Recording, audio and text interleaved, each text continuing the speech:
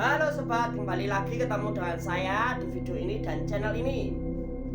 Kali ini saya mau bahas tentang seorang Elia Miron yang terkenal di sosial media ya, Elia Miron. Ini saya sudah punya datanya, biodata dan sosmednya Elia Miron. Dan tentunya seorang Elia Miron ini dia memiliki pengetahuan yang cukup mumpuni ya untuk memperdebatkan ajaran-ajaran gitu ya. Tentunya kalian sudah tahu dong tentang Elia Miron yang udah terkenal karena dia suka debat gitu loh ya. Seorang anak agama Kristen yang suka debat dan suka memberikan penjelasan tentang kekristenan. Dimana nama aslinya yaitu Elia Miron atau Elia Hathaway. Tempatnya lahir itu di Jakarta tanggal 29 Oktober 1994. Kalau sama saya lebih tua Kak Elia Miron, umurnya lebih tua Kak Elia Miron daripada saya. Kalau dia lahirnya 94, udah tua dia. Kurang lebih umurnya dia sekarang 29 tahunan sampai 30 tahunan ya. Tentu lebih tua Kak Elia Miron. Pendidikan seorang Elia Miron ini ternyata dia lulus dari SMA, lulus dari sastra Inggris S1 sarjana ya, Universitas Indonesia. Bahkan dia sekolah teologi S2 teologi Universitas Indonesia. Jenis kelaminnya nggak usah ditanya, dia punya jakun, rambutnya pendek, nggak punya payudara. Udah jelas dia laki-laki. Kalau ada orang yang bilang Elia Miron itu wanita, bukan. Dia nggak punya payudara, dia punya jakun. Mungkin kumis dan jagunnya pun tumbuh. Rambutnya pendek, alat kelaminnya laki-laki ya, dia laki-laki. Itu nggak usah ditanya lagi.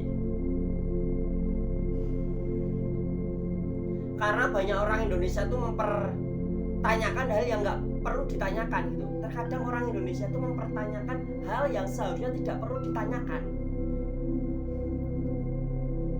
Jadi yang udah jelas-jelas di depan mata antara laki-laki dan cewek dan wanita itu beda. Udah jelas-jelas di depan mata. Tapi kadang orang Indonesia tuh mempertanyakan hal yang seharusnya tidak dipertanyakan.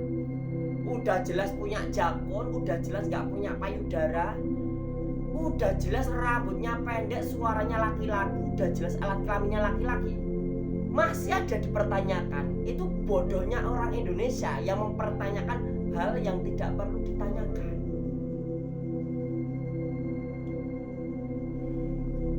Dimana orang tuanya Elia Miron ini berbeda agama ya. Ayahnya Elia Miron ini agamanya Kristen, ayahnya Kristen. Tapi ibu dari Elia Miron ini seorang Yahudi. Jadi orang Kristen yang menikah dengan orang Yahudi. Dimana tradisi di Yahudi itu tentunya tahu ya, tradisi pernikahan ya, selama-lamanya ya 14 hari perayaan pernikahan. Tapi nggak harus 14 hari, kurang dari itu pun boleh. Dimana Elia Miron ini terkenal dengan sosmednya, sosial medianya, terutama di TikTok. Karena sosial media Elia Miron di TikTok sudah tembus ratusan ribu follower. TikToknya Elia Miron @wawasenalia. Sedangkan Instagramnya dan YouTube-nya Elia Miron ini masih puluhan ribu. Dengan Instagram @wawasan #Elia dan YouTube Anargia Elia INC. Tentu kalau masalah gaji jujur aja ya, gaji di sosial media itu jelas lebih mumpuni daripada gaji di dunia nyata. Kita kerja di dunia nyata ada aturan-aturan gaji yang sudah ditetapkan. itu ya, dan gajinya nggak bisa naik secara drastis. Sedangkan sosial media itu platform berbagi, masalah gaji pun bisa naik drastis. Tentunya kalau masalah gaji TikTok untuk Kak Elia Miron yang sudah tembus ratusan ribu, gaji TikToknya mungkin sudah 5 jutaan lebih ya. Tuh, dimana hal ini nggak bisa diprediksi.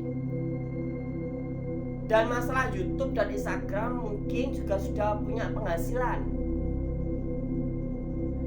Dimana Kak Elia Miron ini dalam konten-kontennya sosial medianya, dia paling sering atau tema channelnya itu biasanya tentang agama, karena bakatnya seorang Elia Miron di bidang agama. Bakatnya dia debat, bakatnya dia mempertahankan kekristenan. Komitmennya Elia Miron untuk mempertahankan kekristenan terlihat jelas di sosial medianya. Dia menjawab berbagai pertanyaan, keraguan-raguan dari orang Muslim atau orang Yahudi atau agama lain tentang Kristen. Bahkan dia menjawab segala pertanyaan itu. Bahkan pun dia juga pernah berdebat antara dia dengan agama lain, antara Muslim dan lainnya. Ya tentunya ini bidang-bidang mereka ya. Dan khusus aku sendiri orang yang beriman, beragama, menurut saya masalah agama itu nggak perlu diperdebatkan, nggak perlu dipertanyakan. Agama atau kita sebut sebagai keyakinan adalah sesuatu teori yang memang kita yakini, kita pahami, yang bisa mengarahkan kita, mengubah kehidupan kita, mengubah pola pikir kita, memperkenalkan Tuhan kepada kita, bahkan mengubah hidup kita sehingga kita tahu mana yang benar, mana yang salah. Kita tahu antara pahala dan dosa, antara surga dan neraka. Tapi sayangnya Indonesia itu adalah bangsa yang suka memperdebatkan keyakinan, bahkan ingin untuk menambah pengikut keyakinan tertentu. Maka keyakinan itu akan menjatuhkan keyakinan lain, mencari kesalahan atau menjegal keyakinan lain supaya jatuh. Sehingga hal itu yang memicu terjadinya perdebatan sengit. Karena setiap orang yang punya keyakinan, mereka tidak mau keyakinan yang sudah dia yakini, dia imani, tiba-tiba dijatuhkan, dijegal. Karena orang itu pasti nggak terima. Rasa nggak terima itu pasti ada ketika keyakinan orang itu dihancurkan. Contohnya orang Kristen nggak mau nih keyakinannya dijegal, dijatuhkan gitu ya. Agama lain cari-cari kesalahan Kristen gitu ya. Sama, orang Yahudi juga sama.